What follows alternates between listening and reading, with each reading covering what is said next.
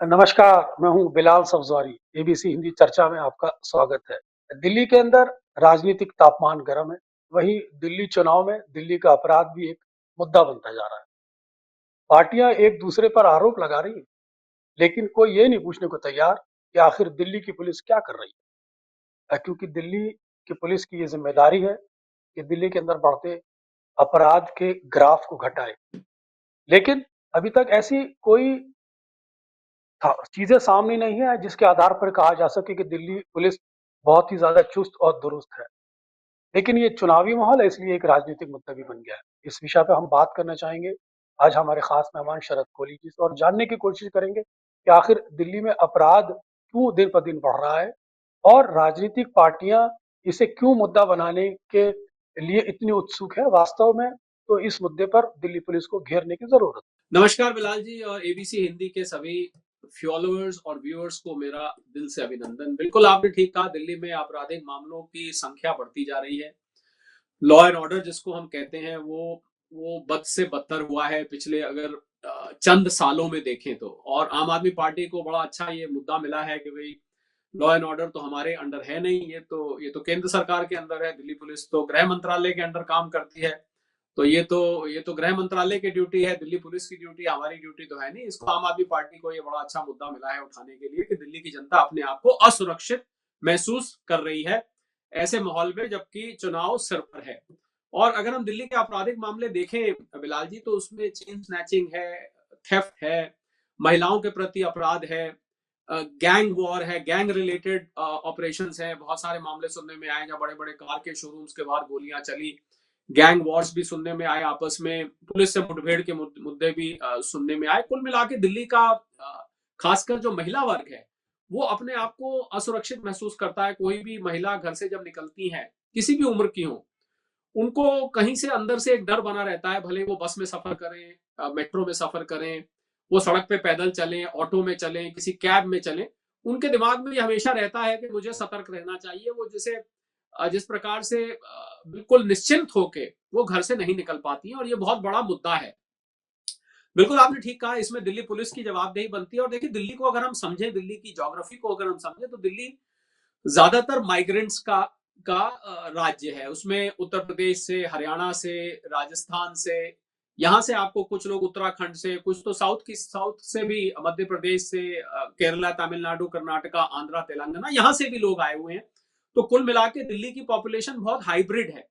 और इस हाइब्रिड में दिल्ली लोग सपने लेके आते हैं, जो बाहर से आते हैं, खासकर जो जो लोग लोअर इनकम ग्रुप में आके अपनी एंट्री मारते हैं, वो सपने लेके आते हैं कि दिल्ली जैसे शहर जाएंगे, राजधानी है, बड़ी यहाँ पर नौकरियों के अवसर हैं, बड़ा बिजनेस करने का अवसर है, यहाँ जाके पैसा बनाएंगे। अब हर आदमी तो पैसा नहीं बना पाता, तो मुझे लग रहा है ये उनकी मानसिक वृत्ति उनको फिर गलत कामों की तरफ ले जाती है। इसमें से कुछ अपराधी तो पारंपरिक अपराधी हैं, जो कि बिल्कुल जिसको जिसको हम क्रिमिनल बाय नेचर कहते हैं। वो लोग कई साल से अपराधी हैं और उनका अपराध ही उनका मेन प्रोफेशन है।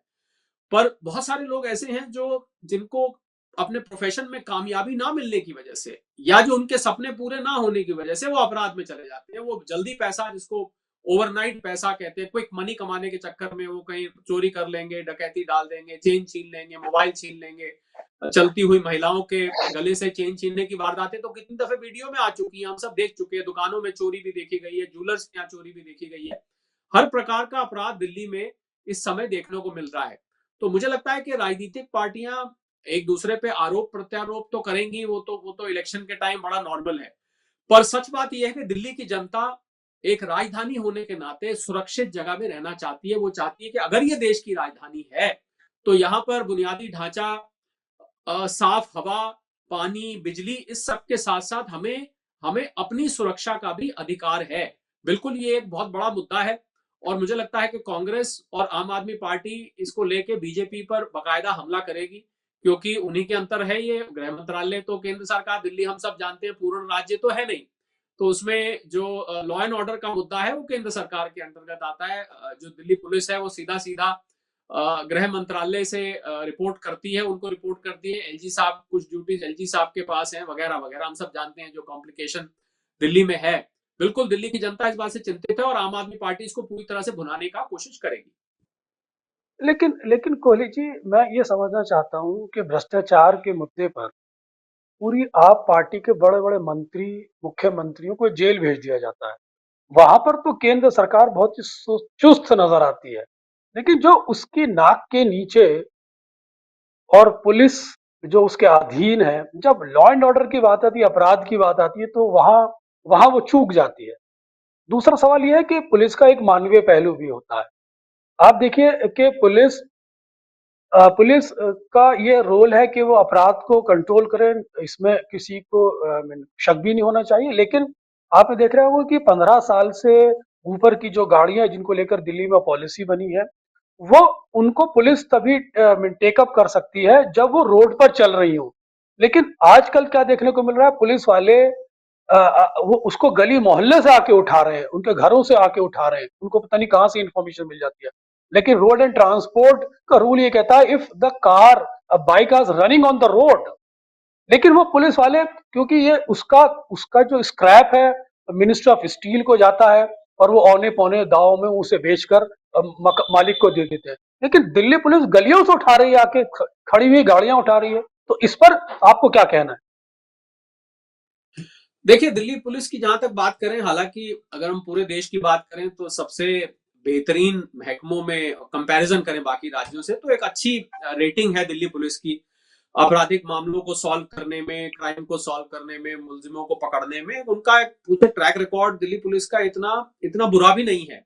पर यह सच है कि देखिए, आपने कहा कि जो बड़े नेताओं के ऊपर तो बड़ी जल्दी शिकंजा कस जाता है, वो जेल भी चले जाते हैं। तो जितना आपका नाम होगा उतने आप हाईलाइटेड रहेंगे, उतना आसान आपको घेरना होगा। और जो लोग गुमनाम है, अब जो मैंने जैसा कहा कि जो फौरन अपराधी बन गया है, अपराधी बन के आया नहीं था, उसकी आपराधिक वृत्ति हो गई, ऐसे को ट्रैक करने में कठिनाई होती है। और दिल्ली की आबादी इस समय 2 करोड़ से मेरे अनुमान के हिसाब से कहीं ज्यादा है।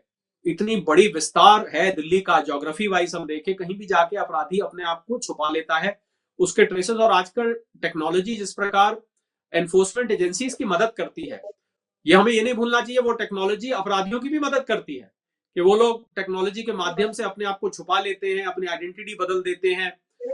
टेक्नोलॉजी के माध्यम से वो पुलिस को भटका देते हैं, कहीं की कहीं कुछ का कुछ पुलिस ढूंढती रहती है, जबकि वो कहीं और होते हैं, अपनी उनकी आइडेंटिटी फर्क होती है। तो ये बहुत कॉम्प्लिकेशन है। इसकी वजह से दिल्ली पुलिस ने अपने आप को टेक्नोलॉजिकली अपग्रेड करने की कोशिश करी है। इकोनॉमिक ऑफेंस विंग बन गया है, दिल्ली पुलिस का आईटी सेल भी है, जो कि इन चीजों को ट्रैक करता है कि जो सोशल मीडिया के माध्यम से अगर कोई क्लूज हिंट्स मिल रहे हैं वहां निकाला जाए, वगैरह वगैरह। तो सॉल्व होते भी हैं मामले, सॉल्व नहीं भी होते हैं। कहीं कहीं तो ऐसा भी सुनने में आता है 10 बजे क्राइम हुई और 11-12 बजे अपराधी पकड़ा भी गया, ऐसा भी सुनने में आता है। और कहीं कहीं ऐसा होता है कि 10 बजे 3 साल पहले हुई और आज 3 साल बाद भी 10 बज गए, वहां कुछ नहीं हुआ, ऐसे भी मामले आते हैं। तो मैं समझता हूं कि एक मिश्रित दिल्ली पुलिस का रिकॉर्ड रहा है। पर यह चिंता की बात, ज्यादा बात यह है कि आपराधिक मामले इतने बढ़ क्यों रहे हैं। क्या अपराधियों के दिमाग में जो डर है पुलिस का, वो डर समाप्त हो गया है?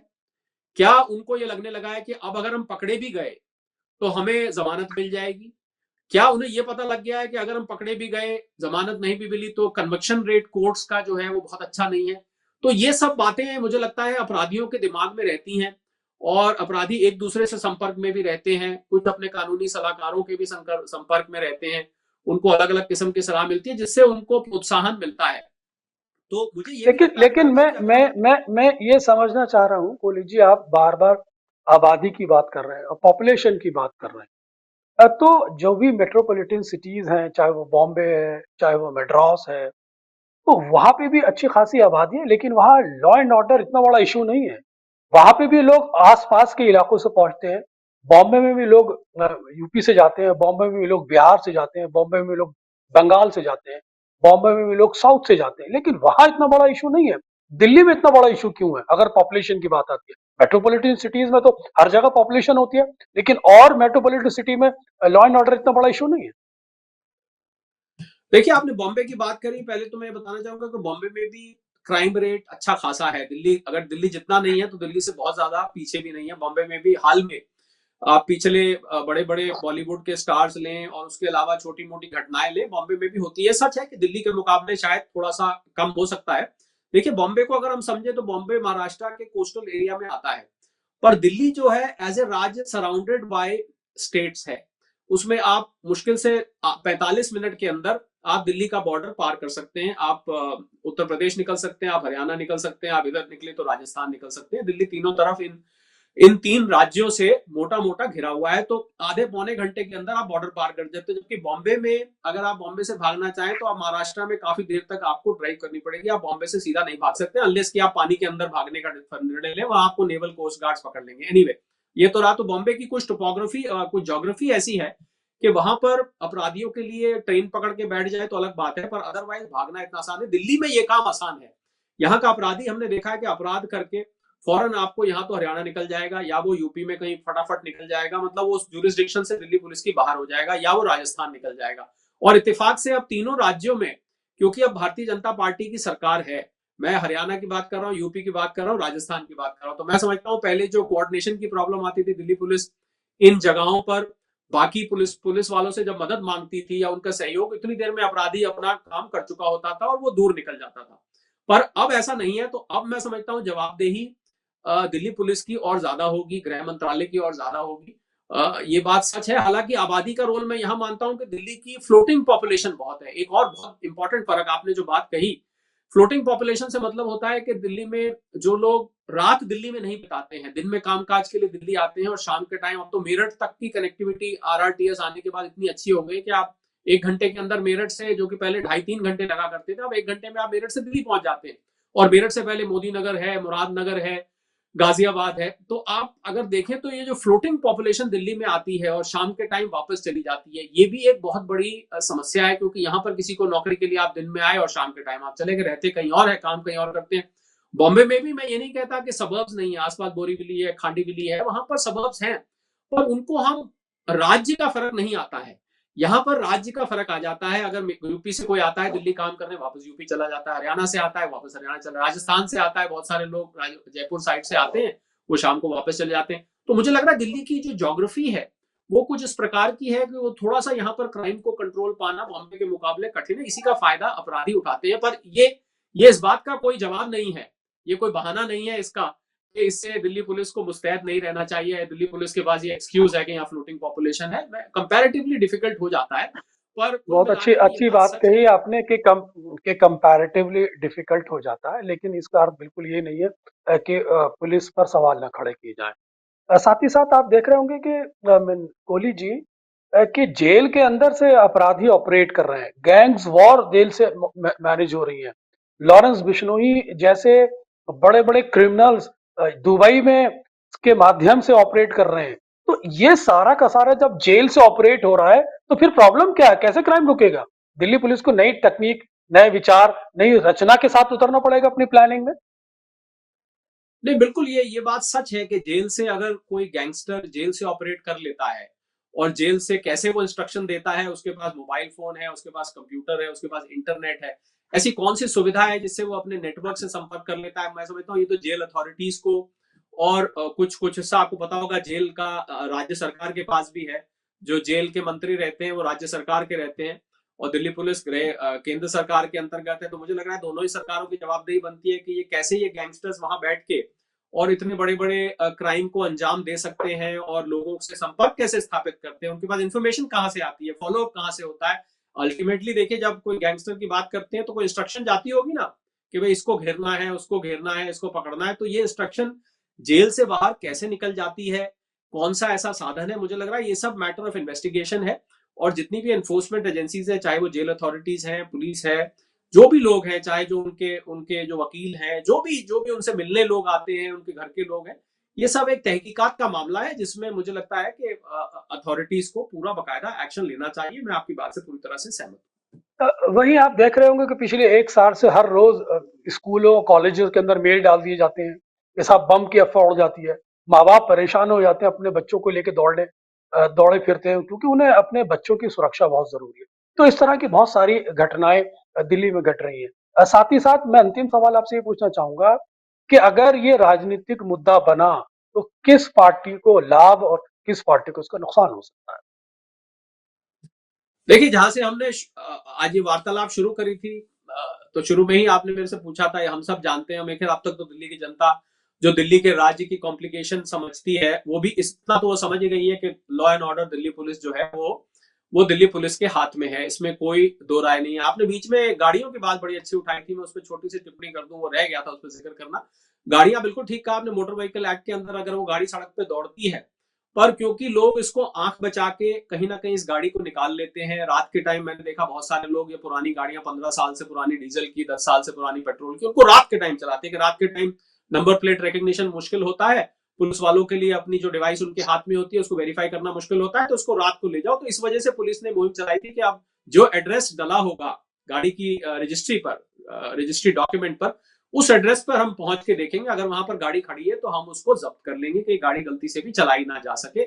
ये उसका कारण रहा। आपने कहा फायदा किसको होगा, देखिए अब लॉ एंड ऑर्डर की बात आएगी, और मैंने तो पहले ही कहा आपको, आम आदमी पार्टी इसको भुनाने की कोशिश करेगी कि भाई law and order Bharatiya Janata party के हाथ में है, तो जहां जहां कमजोर पॉइंट्स भारतीय जनता पार्टी को आम आदमी को मिल रहे हैं वो उसको उठा रही है, जहां आम आदमी पार्टी को भारतीय जनता पार्टी के मिल रहे हैं वो वहां उठा रही है, जहां कांग्रेस को दोनों के मिल रहे हैं वो उसको उठा रही है। यही इलेक्शन कैंपेनिंग है, और यही मुझे लगता है इलेक्शन कैंपेनिंग में दो ही चीजें होती हैं बिलाल भाई, आप तो बहुत सीजन जर्नलिस्ट हैं, अपनी तारीफ करनी होती है और दूसरे की बुराई करनी होती है। ये सबसे आसान कैंपेनिंग का आजकल फॉर्मूला है, आपने जो किया उसकी बड़ाई कर दो, हमने ये किया, हमने ये किया, हमने ये किया, और दूसरे की कर दो, आपने ये नहीं किया, आपने ये नहीं किया, आपने ये नहीं किया, या आपने ये गलत कर दिया। तो ये तो कैंपेनिंग में आपको देखने को मिलेगा ही, आम आदमी पार्टी इसको भुनाने की कोशिश करेगी। देखते हैं दिल्ली की जनता कितनी कितनी इस बात को लेके सेंसिटिव होती है, ये आपको जल्द कुछ हफ्तों में पता लग जाएगा।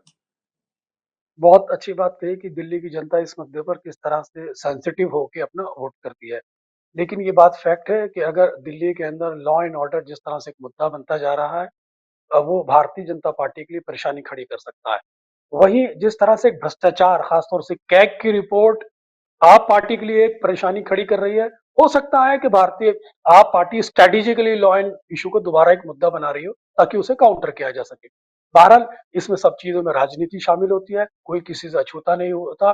सब लोग अपने गेम बजाने के लिए आगे बढ़ते हैं। सब लोग चाहते हैं कि राजनीति में ज्यादा से ज्यादा चीजों को एक्सप्लॉइट किया जा सके, एक दूसरे पे आरोप मढ़े जा सके और अपना चरित्र को साफ सुथरा जनता के बीच में रखा जा सके। इन सभी चीजों पर हमने कोहली जी से बात की। कोहली जी आपका बहुत बहुत शुक्रिया। हम एबीसी दर्शकों से निवेदन करते हैं, एबीसी को सब्सक्राइब करते रहें, इसे एफबी, इंस्टाग्राम और अन्य प्लेटफॉर्म पे शेयर भी करते रहें, और साथ ही साथ अपने कमेंट बॉक्स भी हमें प्राप्त कराते रहें। धन्यवाद। एबीसी हिंदी न्यूज, आज ही जुड़िए हर खबर के साथ।